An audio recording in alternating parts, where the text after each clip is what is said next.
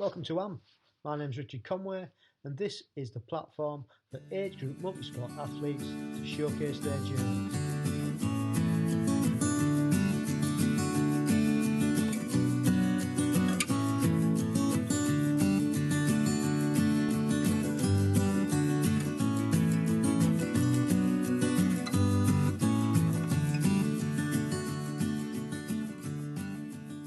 Welcome along to episode 17. You might be working in the gym or on your turbo trainer or on the treadmill. You might be running outside, but just a big thank you for listening to this podcast. It means a lot, and thank you for all the nice comments and the messages. And if you've got any questions, just drop us an email or find us on Instagram, and just get in touch. Always nice to hear from everybody. While we're editing this, we're just about to come out of lockdown, and I've seen quite a few people got back into the pool, so that's a nice bonus. It would be nice to be able to catch up with some friends, to be able to go running again at the weekend, socially distancing of course. Been doing a bit of training and also been doing a bit of planning now for next year. Got my diary out and got my yearly planning sheet. Started to put a few races on there. Nice to be able to have something to aim for over the winter while we're training. Getting some base miles in. And anyone else started planning yet? Anybody else use a diary? It's a vital piece of equipment in my armoury, that's for sure. British Tri just put out some new kit, so ordered a few bits and bobs off them as a bit of a treat, keeping the juices flowing. The World Triathlon Championships have just been announced for 2022, and they've been split again. And it was the Instagram age group news guys made us aware that the standard's going to be in Abu Dhabi and the sprint's going to be in Montreal. So if you're interested in qualifying for those races, you know the process by now. Just get on the British Tri website and look up the qualifying races and put your tenner down and have a go. See how you get on. You've got nothing to lose. This weekend we've got, well, it'll be last weekend by the time this goes out, 6th of December. The race of the year, I guess. It's the Daytona Tri, where I think the first time ever that we have triathletes from all types of disciplines, from long distance to sprint distance, and they're all going to be racing together. And it's going to be a great race, and you've got big names from all distances having a go, and I'm looking forward to watching that one. Not sure who's gonna win it, either in the female or the male categories. Lots of fantastic athletes in that race, and it's such a class field. So hopefully we can get to watch that, and good luck to everybody in that. So on to our guest. She is the other half of Instagram's age group news, Karina Kaufmann. Karina's a mum of 4. She's got 4 girls, a set of twins in that 4, so she's got her hands full. And she tells us her story of growing up in London and what sporting activities that she did as a kid, and also how she got into triathlon. And then she tells us how she became involved in the age group news on Instagram.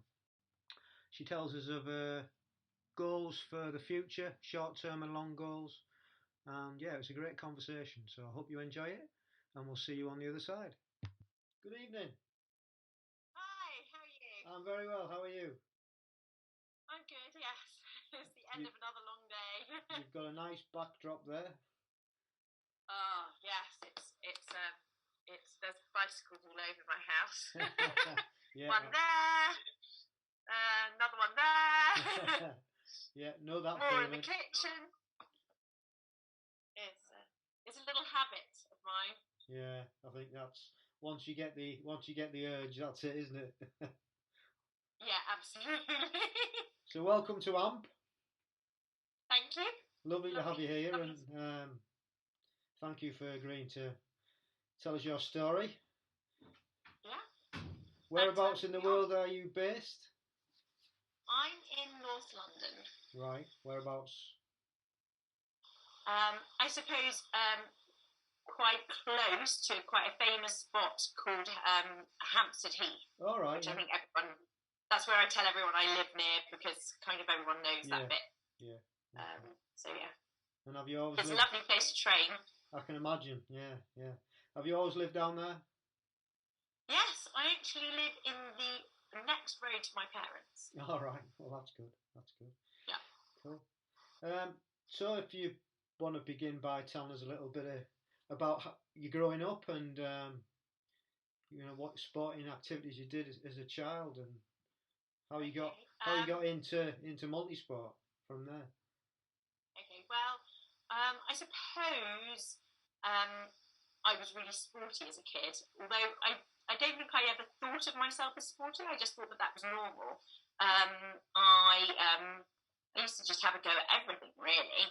But I never did sport to like a high level. I was never a member of a running club or anything like that. I just used to run around. I was the only girl to cycle to school. And I took some flack for that, actually. But then I was also the only girl that could get home in about 1 minute flat from the top of the hill to the bottom. So it had its advantages. And I just basically tried to do every single sport I could at school. I just really, really enjoyed it.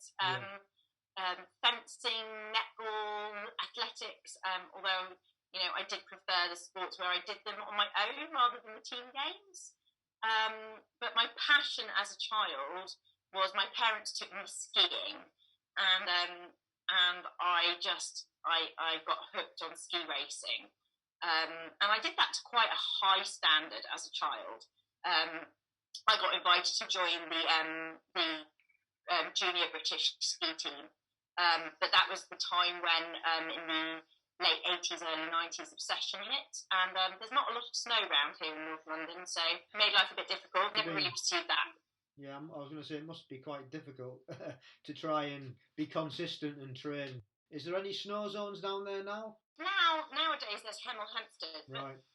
It's tricky, and in those days, in the late 80s, early 90s, I remember begging my parents to send me to boarding school in France, like the other English kids often did. Yeah. But it wasn't to be. But it definitely gave me a taste and a hunger for competition. Yeah. But other than school stuff, I never really did anything competitive or sporty other than those things when I was younger. So I suppose I just enjoyed, running like on Hampstead Heath, like I said. Yeah. I grew up. I went to school and university, and just stayed active during all of those times. Mm-hmm. I remember getting back into running after my first 2 children were born. I've got 4 girls, and it's a busy house. Yes. And I remember getting back into it. I remember the sense of guilt almost leaving them for half an hour or an hour with someone to go out for a run. And there was this delightful mixture of guilt on the one hand, but exhilaration of being out in the fresh air and being able to run again and a bit of time for myself. And I suppose, it was a positive reinforcement. I ran and I felt better and I had the endorphins from running and I wanted to do it more and more. And then I suppose I started getting into running and sport more in those days when I was a young mum. Although I still think I'm quite a young mum now, but I was going to say when the kids were young, when they were when Aurora was 2 and Isla was 4, and then sadly we were trying to have our 3rd child, and I lost 2 babies, and I was absolutely devastated. I know this is a strange thing to talk about on a sports podcast, but that that it's almost a taboo subject for women to talk about miscarriage, and there was very little helpful support out there. Yeah. And I found that actually sport was a real tonic for that. And eventually, in my despair, I needed a distraction. Sure. And sport made me feel good. And my friend Rob had been doing some triathlons. And he said, every year I do the Blenheim Triathlon. Come on, why don't you have a go? And at that point in time, I thought, oh my gosh, a triathlon. That's like, epic, like a sprint triathlon. How could anyone do that? It's like you have to be superhuman or something. But it was what I needed. It was the distraction I needed. So I entered that in November.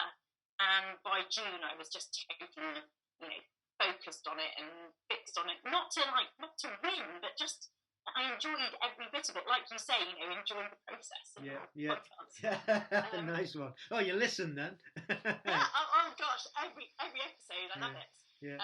That's great. And I did enjoy the process, and I just totally got hooked. I think everyone that gets hooked on triathlon says the same thing. I did one and I couldn't stop. Yeah. So I did 5 that year, and turned out I had 2 little identical people on board for the last couple of races. So just backtracking before we get ahead of ourselves, you've just gone right into like your triathlon. So I take it that you didn't, other than biking up the hill to school, you didn't do anything competitively biking. No. You didn't do anything competitively running. No. And I take it you learnt to swim at school, but you didn't do anything competitively swimming. We actually didn't learn to swim at school. Oh, you didn't? No. We had, I remember having a couple of lessons at primary school kind of as a token thing, but we didn't have a swimming pool at secondary school. They didn't take us. I actually taught myself, badly as it turns out, front crawl, when I started doing triathlon. Right. I remember not being able to swim. I couldn't even swim 8 lengths. Yeah. Actually swim breaststroke as fast as my front crawl. So often you'll see someone going, who's that numpty racing breaststroke? And they'll be like, that will be me, but I can keep up with you. But that isn't uncommon, is it? No, I don't think it is. It's not uncommon. One, that people who start up triathlon can't swim. They can swim, but just to mess about. And 2, a lot of people do start with breaststroke and are faster than they actually, like you've just said, than them doing front crawl until they actually get into doing front crawl properly. So going back to your story, so you hadn't done anything other than a bit of running. You hadn't done anything at all, and then you decided, let's go and do a triathlon then. Yeah. Exactly. Yeah, brilliant. Well, I bought myself. I mean, I didn't even have a bike. Yeah. So I bought myself a road bike, which I've never ridden a road bike, a drop-handled bike before, and obviously I had some quite good bike handling skills from being a kid, but like kids do, on a mountain bike and messing around a bit, and my parents always bought me kind of like the Halfords mountain bikes, like you do. I remember telling my dad I'm going to buy a race bike, and he was like, "Oh, how much do they cost? Like £100?" I was like, "Oh God, better not tell you what I'm about to spend on this." And it felt really weird to ride. I remember thinking, maybe I'm not sure about this. This doesn't feel like my childhood. But once I started riding it, I realised it was like speed and the wind in your hair through your helmet. But that like descending and taking corners, and I just loved it. It was almost like skiing for me. I suppose. Yeah. I suppose that's why I'm happiest on the bike. So is that your favourite out of the 3? Would you say at the moment? Yeah, it really is. Yeah. I kind of pride myself on being a super strong biker. And I think quite rightly so. I think I am a super strong biker. Good. And that's good. I wish I could get my running and swimming up to similar levels. Yeah. That would be really good. Yeah, and that just takes time, doesn't it? I think it does, and I think that's one of the major things I've learnt, and probably a really good message for people that are starting out, is that, you know, you don't get good, you know, just in a season or two. I think it takes years and years to build this endurance, and to build this base. And you know, it's why I'm eternally jealous of people that have this background in running, that were sent to like running clubs as a kid, you know, and they you know, started at the age of 8 or 10, and you know, went through all that, you know, cross country seasons and all of this, because they built that huge base engine. But it doesn't mean it's impossible, but you need to give yourself time to develop that. Seeing these people that can swim, and they've been swimming since they were like 4, 5 and 6, and they've just got the technique, I'm just in awe, and that's what I wish that I'd have done when I was, you know, now looking back as a nearly 53-year-old man, I wish that I'd been thrown in the pool at that age and being able to get the technique nailed. But you know, we all have parts, don't we? Because there's 3 sports, and we all have parts that. Yeah, there's, you know, very few people are amazing at everything, and you know, I think we were all, like you said, splashing around for fun, and we've got water confidence. But my kids still say I swim like a dying frog, and it's despite hours and hours of trying to hone that technique. Thanks, kids. Yeah, that's kids. Thanks, kids. Come on, kids. Yeah. Yeah. So I've got no real background, which is even the more awesome, really, that you've got to, you know. And I know it hasn't been overnight, but still, it's to get to the level that you're at is, and having no background whatsoever. I think maybe you and Christina are probably the only ones that haven't had any like background whatsoever as children. So yeah, that's really impressive. So moving on to you did your first year of triathlons, and you didn't do it by halves. You did 5 in the first year, you know, and then realised that you were pregnant, like you say, with twins. Brilliant. Yes. So what happened after that then? Obviously that put a stop to that. Yeah, it really did. It wasn't. It wasn't for lack of wanting to go back, but I had my hands full. I had 4 kids. You know, the twins were born, you know, days after Isla had turned 5. So I had 4 kids under 5, and I quite literally had my arms full. I remember sitting on the sofa watching the Brownies race at the Olympics. You know, trying to look after 2 little babies, and you know, the first year just wipes me out, and then the second year I'm kind of slowly getting back to, you know, exercising and trying to carve out some time for myself. And I think this is where sport is so great for young mums, because it's so good for you in so many ways. And I think Sarah, in one of your earlier episodes, also talked about that. You know, how important it is. So not just for your body, but your mind, and for your sanity, and outdoor space, and time away from the kids. And I don't think any young mum should feel guilty about taking that time for themselves. I think it's really, really important. I was going to say, so do you think you learn, obviously you had your 2 older children, and then you got to that where you didn't feel guilty going out and doing a bit of running. Do you think that helped then to do that a second time when you had your twins? Yeah, I think it really did. You know, I think twins are tricky. It's more than double the work. I felt quite privileged that I'd already had 2 kids, so you know, I wasn't that new mum that was worrying about everything. I was quite laid back. I was as laid back as you can be when you're running around after 4 of them. I think the sport gave me energy, which was good because I needed that energy to look after the girls, and I had that confidence. You know, like we all do, when we come back, you know, after a break, whether it's a couple of weeks because you've been under the weather or you've injured yourself, you know, you do doubt yourself. Like, will I be able to get back to it? Will I be able to run again? Will I be fast again? But, you know, knowing that you've done it once helps. It gives you that confidence. Well, if I did it then, there's no reason why I shouldn't go back to it, you know. Sometimes you have to put a bit of, you know, elbow grease into it and a bit of effort, but, you know, if it's worth doing properly. Yeah, quite right. So you got back training, and you said that your training partner had been doing some triathlons, and that's how you got into the first place. So how did you come to learn about GB and age group racing? Yeah, it was really through my training partner and friend Simon. We had both decided to try and become personal trainers, and so we went on a training course together, and we were training partners, and we thought we'd give that a go. And he said, you really are quite good at triathlon. And I was like, no, not really.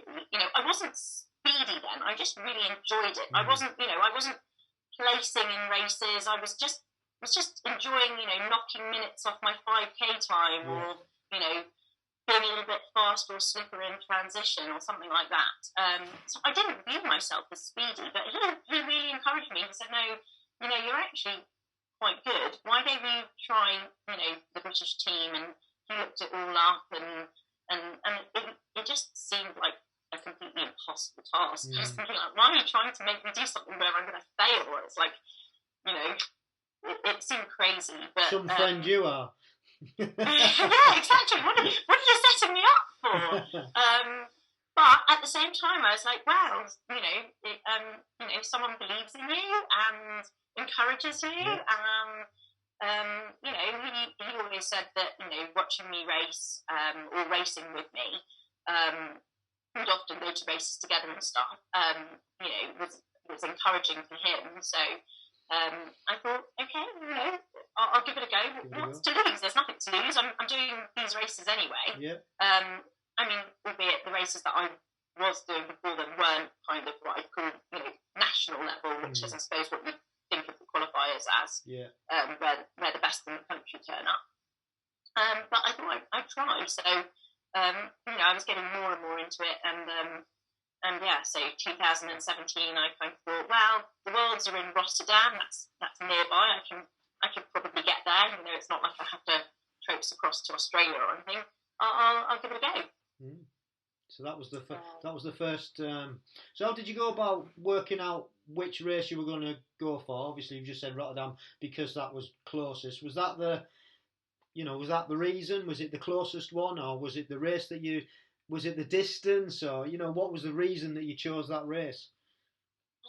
I don't know. I just think it was the World Triathlon Championships, and it was in Rotterdam. Yeah. I can't even, now thinking about it, remember where the European Championships were even being held. I just think it was a race that I could get to when I had very young children at home, and it seemed like I'll give it a go. And the qualifier was at Eton Dorney.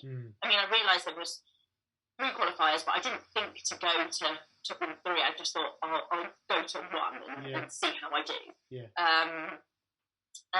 So Eton Dorney isn't so far away in Windsor from where I live in North London. So it wasn't very well thought through, really. I was going to say, did you do any research of sort of like people's times before you actually registered for it? No, I don't think I was that savvy in those days. Right. What I did do was I went and did a couple of duathlons there in the winter because I wanted to suss out the race track because I'd really got into my cycling, so I just thought, I'll suss out what the running surface is like, what the cycling surface is like, and they used to run winter duathlon series there, so I thought I'll go and do that. And I actually remember lining up because the duathlon's the mass start and a run. It has a different kind of starting feel to a triathlon, doesn't it? Yeah. You look a bit more normal when you're not wrapped up in black neoprene. I remember seeing people in their GB tri-suits and just being totally like a rabbit in headlights and awestruck. And it wasn't just young, what I consider to be young, fit people. It was older people, me. like you and me, but even people even older, approaching my mother's age, and I was just like, wow, I was just like, I remember kind of nervously chatting on the start line. You're so cool. I want to be like you. Yeah, brilliant. Yeah, so that's so I sussed that out. Yeah. But other than that, I didn't do any other. Yeah, but that in itself's pretty pretty pro, really, recceing the course, and you know what I mean. You had a bit of thought went into it. Well, I think that's from my ski racing background. So there's a lot of sports psychology in ski racing, and mental preparation before you race down a ski race. Yeah. Memorizing the course and where the turns are and whether you can be high and low and those types of things. Right. So so that's what I brought to it. Yeah, so that stuck in from your childhood then. Yeah. It's amazing what comes back, isn't it, into different parts of your life. You know, it's psychologically, it's quite impressive. So you raced there and you were successful. No, well, yes and no. I mean, I did the Eton Dorney race, and it really shook me up. I mean, I've never been in that washing machine environment. You know, at the beginning of a sprint triathlon, I actually couldn't get into the water for months afterwards. Right. It really freaked me out. Yeah. But I loved the bike course, and I managed to catch up with some women and draft with them, and that was great. Yeah. And then the run was pretty nice, and I thought I'd done quite well. And then obviously when I got the results through, I was nowhere near getting a qualification place, and obviously just had to settle for a roll down place. And then I started getting a bit more savvy, looking at people's times, and kind of by June, July, I thought, oh my gosh, I've got a roll, I've got the 115%, but there's so many people ahead of me, and I knew they'd only take 20 on the team. That I was I think placed 22 or something. I was like, I'm not going to get it, and I kind of just put it to the back of my mind. It was fun. I tried my best. I'd done a course PB for the Eton Dorney race, and I was happy with it, but still really disappointed that I wasn't going to get the chance. And I thought, I'll just think about something for next season after that. But then I went on summer holidays, and I got an email from British Triathlon going, well done places come through. And I was like, but there's 4 weeks to the race, and I'm in Spain, and I haven't got any kit or anything. But of course I said yes straight away. I was like, yes, I made it. I'll do all of that. And the rest, as we say, is history, really. Cool. Double smitten. Yeah, absolutely. Going back to your open water swim then, did you do much open water training before you actually did the race? I did, actually. Yeah. I actually really enjoy open water swimming. I don't have a fear of open water. I think it was like being swum over, basically dunked in the water. Yeah. It was quite violent. And actually, I'm not a very gentle person, so I don't know why it freaked me out a bit. But I mean, I'm up in Hampstead Heath. We've got the ponds, so it's a little bit contentious at the moment. They're restricting access to people. I mean, obviously, it's completely closed during lockdown too, but over the summer I've not actually been in there this year because of it. But I'm quite lucky to have some open water near me. I know others don't have any at all. I think going back to it's all right swimming and practicing open water, but actually until you've actually raced with a group of people that wanna rip your limbs off, then you haven't experienced anything like it, and it's not surprising. Nice. Really. I mean, nowadays I wouldn't think twice of just going, well, it's my race and I'm going to swim. And if you're in the way, you're in the way, and I'm going to go for it. Yeah. And everyone's in the same boat. Absolutely. Same pond. Yeah, the same pond. Or sea. Or river. Yeah. Yeah, that's interesting though. So you've done quite a few races since? Oh, yes. Yeah, you're absolutely hooked now and enjoy it. So are you coached? Are you part of a club, or what's the process? Well, there's three questions. Are you coached? Are you part of a club? And what training plan, program do you have? So at the moment I'm self-coached. Mm-hmm. I had a couple of years ago my club boss at my cycle club. He's a coach. He's a cycling coach.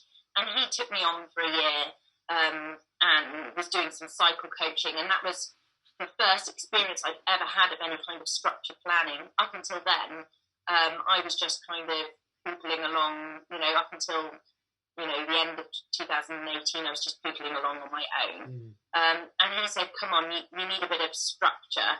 But he was only a cycling coach, an amazing cycling coach. He's a brilliant advocate for women's bike racing, Ian Watson, and he's great. So he coached me for a year, but he is a cycling coach, and so after a year, I decided for 2019 and 2020 to kind of do the rest myself. I kind of got the gist then of what structured training was and what I needed and what worked well with me. And sadly, funds are limited, aren't they? Bikes, family bikes cost money, and going to the pool every week costs money, and poor kids are not cheap. And the races themselves aren't cheap. I think it's a really expensive sport we've got ourselves addicted to. So I just need to kind of spend my pennies wisely. So what I got really into was Trainer Road. So basically, I'm self-coached now, but I take a lot of structured sessions, especially for the bike, from Trainer Road. And that kind of helps keep me on the straight and narrow, so to speak. I'm not a member of a triathlon club. I'm a member of Cycle Club London, which is where I met Ian and amazing cycling friends. And I am also a member of London Heathside Running Club, which kind of gives me access to the track and a wealth of knowledge, a kind of running brain hive to go and ask questions to. But I just do the swimming myself. But I can see the benefits to a triathlon club, and triathlon is different from racing each of those things individually. But I think, I definitely have seen with cycling that if you want to be a better cyclist, you ride with cyclists rather than riding with triathletes. I think, especially for draft legal races, if you want to sit on someone's wheel nicely and take the right line and really, boss it, then you go race some crit races and some cyclocross bike handling skills, and then come back to us, and you'll be a much better person. So that works for me, and it fits in with my life as well. I think that's the big thing, isn't it? You've got to find what actually, especially with the household that you've got, four children, you've got to find what works, and being part of a club wouldn't work, I guess, for you, because it's too time consuming. You've got to be able to go off and train on your own pretty much and have your own plan. So yeah, I can totally appreciate that. And like I say, it's whatever works for everybody. We're all individuals, aren't we? So that's interesting. Yeah, exactly. Yeah, it's interesting because a lot of the guys that have been on the podcast, well, I would say the majority have had coaches. I think there's probably 3 of us that are not coached, and everybody else has had coaches, and they have said that they weren't coached and they got coaches and they've improved, and I guess it's down to circumstances. So yeah, it's just interesting to hear everybody's point of view, really. I mean, I think, one of the great things about this sport is everyone's really friendly, so they're very happy to chat to you about things and share information and stuff. And I can, if money was endless, and I'm sure you could get the best coach in the world, someone that was really in tune with you and gave you something that was very specific for you. But, with a bit of reading and careful research, I think you can come up with these things for yourself. And, with time and experience, if you learn to listen to your own body as well, I think that's really important. Then, you can get it right. I think I'm getting it right at the moment, which is good. We'll see. The thing is, we're not doing too bad. I was going to say, the thing is, we're not doing too bad so far, are we? Exactly. So, with that being said, what resources do you look at and use? For your triathlon. So, like I said, Trainer Road is great. I had a go at the beginning of lockdown with Zwift, subject, and I just didn't get on with it. I suppose it's just a bit too computer gamey for me. Right. I know loads of people love it. Yeah, I do. But, yeah, you do.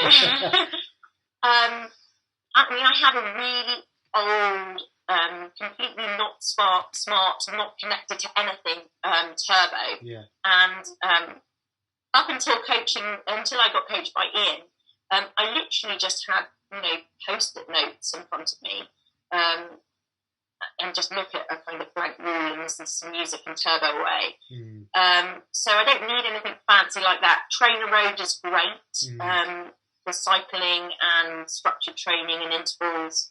I definitely learned from them, and also from reading a couple of books like the Mapatone method, and some of those kind of triathlon textbooks, so to speak, about periodization and training and stuff.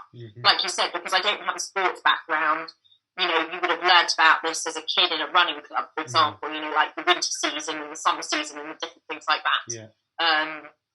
So because I'm a kind of Duracell bunny, I was just like, all go, all the time. And of course, after a while, you kind of start to plateau out like that, don't you? So I've learned that. But I think people are the biggest resource that people that you can use. People, and for that, Instagram for me is just perfect because I'm very, I'm a very visual person. So looking at pictures is great and enables me to connect with people, send people messages, ask them questions. Listen to what other people are doing for training. There's some amazing athletes out on Instagram, age groupers, elite Team G athletes that you can follow. Some of them are really friendly. They'll answer your questions. So that's a great resource. Yeah, cool.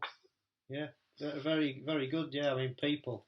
I've not had that response before. It's usually like internet and Instagram, like you said.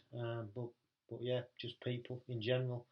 Other age groupers, it's priceless, isn't it? And this is why we're doing this. It's to give people knowledge and help and, hopefully entertain a little bit.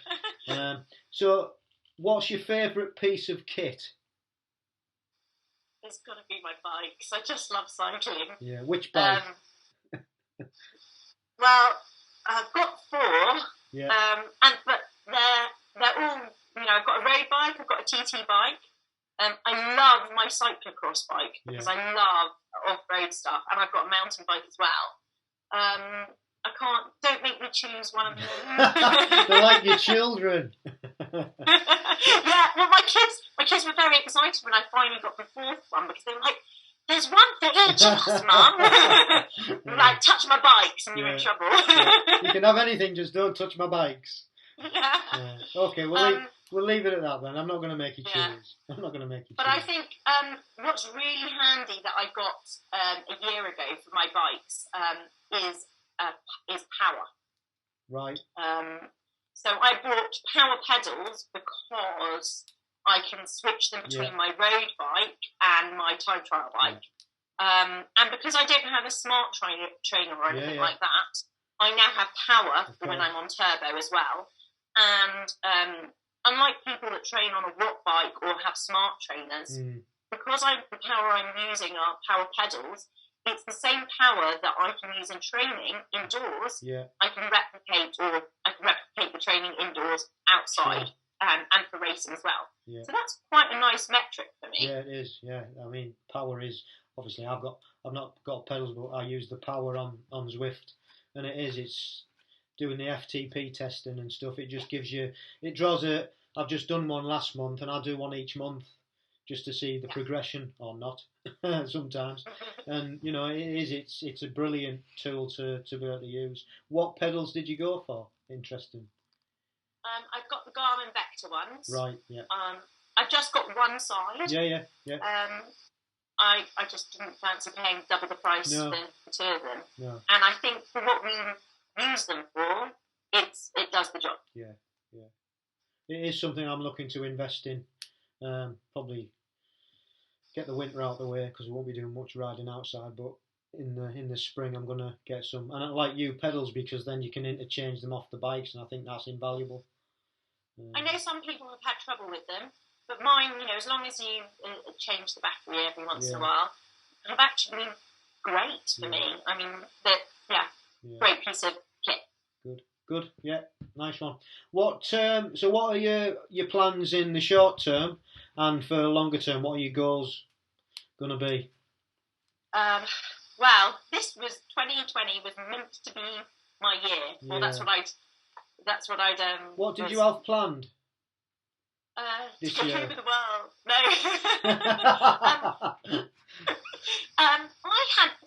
I really wanted podiums at the Europeans and at the World Duathlon Championships in 2020. Yeah. And I was also due to go to Edmonton to race triathlon and also and the European Championships in Tartu. I had a really busy calendar. Yeah. It's my 40th birthday at the end of December. I've got like the best triathlon birthday. Happy birthday! It's the 31st of December. The big 4-0. So I've been in the age 40 category all year, knowing that I was in prime position. So this was why it was meant to be my year. It was like my 40th birthday present to myself, and I was going to pick up some nice shiny medals in duathlon and triathlon. I think I wanted to a top 20 place. Yeah. Would have been nice, and you know how much work goes into this. Yeah. You know, the year before qualifying for everything, and I did qualify for everything, sprint and standard distance, European Championships and World Championships, in triathlon and duathlon. So I had the choice, and I was going to do everything, or as much as I could. And then COVID came along, and I think, well, it didn't come along just for me; it came along for everyone, and it's wrecked things a little bit, but. You know, all things hopeful, we'll have a race season next year, and you know, all of those races hopefully have been moved across. Whether I can get to Edmonton and Bermuda and Almere and wherever the Europeans are going to be, I don't know. I'll try to go to as many of them as I can, and see what I can pick up. I to be honest, I don't take anything as written or given or anything. I think, you know, each one is hard earned, and I think people think, oh well, you know, you've got 2 European medals now already, you know, you'll definitely get one, won't you? And I'm thinking, will I? I'm not sure. You know, there's part of you has to believe and, you know, visualise yourself. That's like going back to memorising those race courses. Like, you know, one of the things I did before Winter Over was quite literally visualise myself stepping up onto that podium. I needed to be able to see it, and it really needed it in the race. I tell you, there was a point where I was like, "Oh, remember that step up to get onto that podium." But yeah, I don't assume I'm going to win anything. I know I've got to put the work in. Yeah, but hopefully that's 2021. Yeah, keeping fingers crossed for that. Yeah. And good luck with that, because it is, you know, you're not just doing triathlon, which in itself's a feat, you're doing duathlon, which makes it a hell of a long season, doesn't it? You know, it really is. If you think about... I'm better at duathlon than triathlon, because my swimming just really lets me down. It's such a weakness. Yeah, and I think we've said, and I say it quite a lot, because I'm exactly like you, my swimming's not the best, but you've got to race to your strengths, haven't you? And if that's duathlon, then I always say it's harder anyway. Oh, it's definitely a harder race, without a doubt. Yeah. It really is. But so they're your short-term goals, and good luck with them, and I wish you all the best. And so what are your longer-term goals? Well, actually, I'm not 100% sure. I know I'll stay in age group racing. I suppose one day, you know, I want to tick the kind of Ironman thing off the list. I think I would be actually really good at 70.3, she says, very big-headededly. So I definitely want to give that a go. I don't know when, though.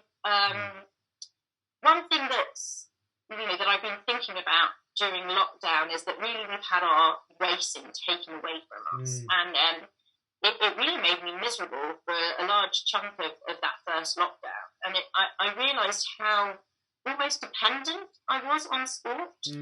And if for any reason I wouldn't be able to do this anymore, whether it's lockdown, something out of my control, or an injury or something like that, I think I really need to look to having something else as well, other options available.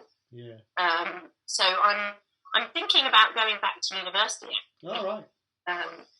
So maybe I might have to put some of my racing on the back burner, or specialise a little bit more carefully. Maybe pick out just duathlon, like you said, because it's such a long season, the triathlon and the duathlon. Yeah. So that's kind of mid to longer term.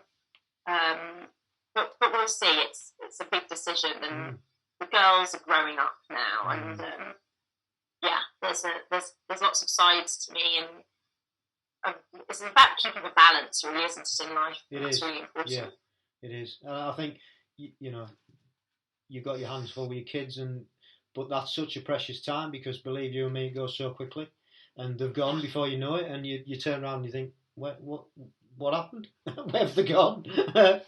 And then you're left. And then actually, it's not so bad, because you get your life back and you can do what you want. So, but yeah, it's good to have something to aim for, other than, this is great, this sport, and it's, it takes a lot of time. But it is good to have something else to take yourself away from that, because it can become all encompassing, can't it? And just, so yeah.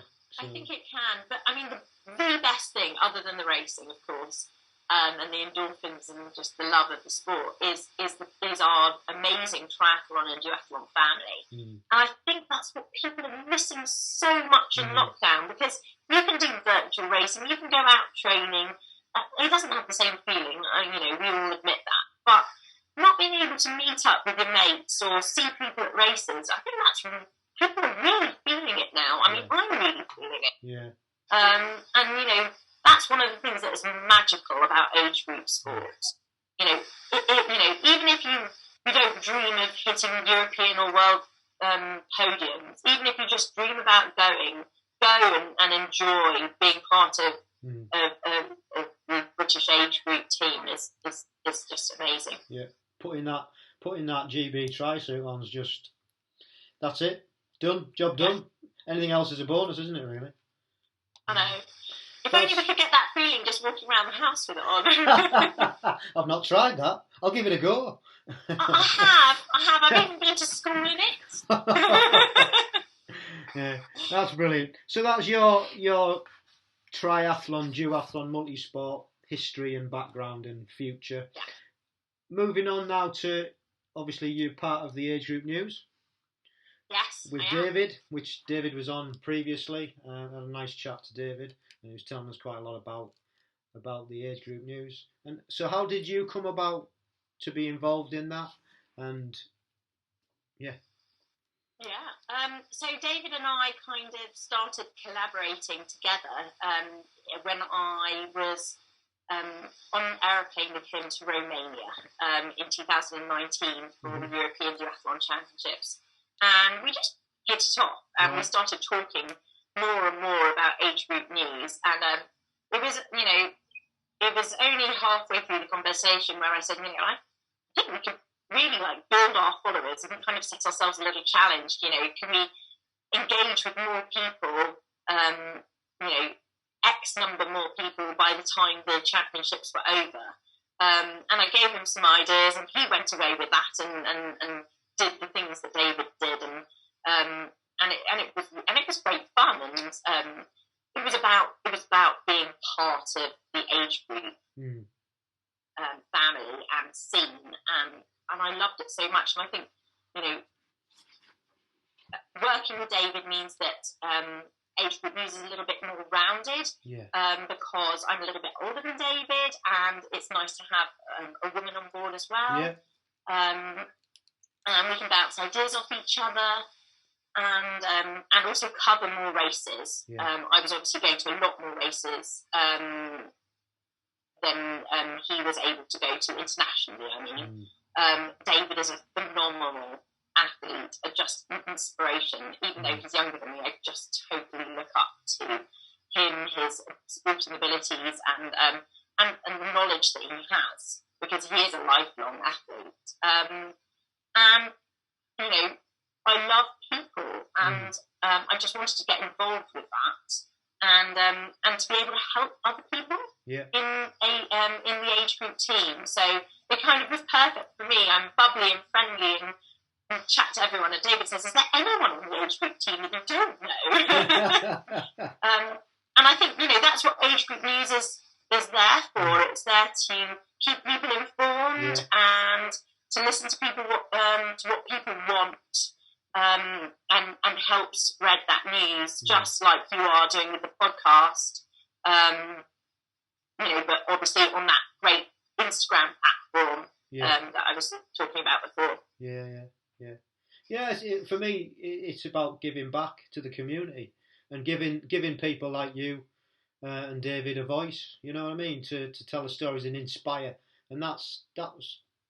It just came to me in lockdown that, because I listen to a lot of podcasts, and I've said this before on the podcast, I listen to a lot of podcasts, and I've just got to thinking that they're all great, but I can't relate really to the Brownlees, and you know what I mean, because they're on a different pedestal, and how can anybody coming into it really relate to the cream of the crop? Why don't we get somebody or be able to listen to people that have actually started from nothing and they've got to where they've got really, and that's it. You're exactly right.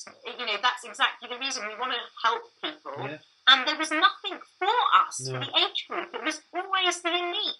Yeah. And it struck me, there's just so many of us. I mean, you go to World Championships or European Championships, and Team GB is like the biggest team, or out of Worlds, maybe America's big. There's like 750 of us there. Yeah. We're huge. Yeah. And, we deserve to have something for ourselves.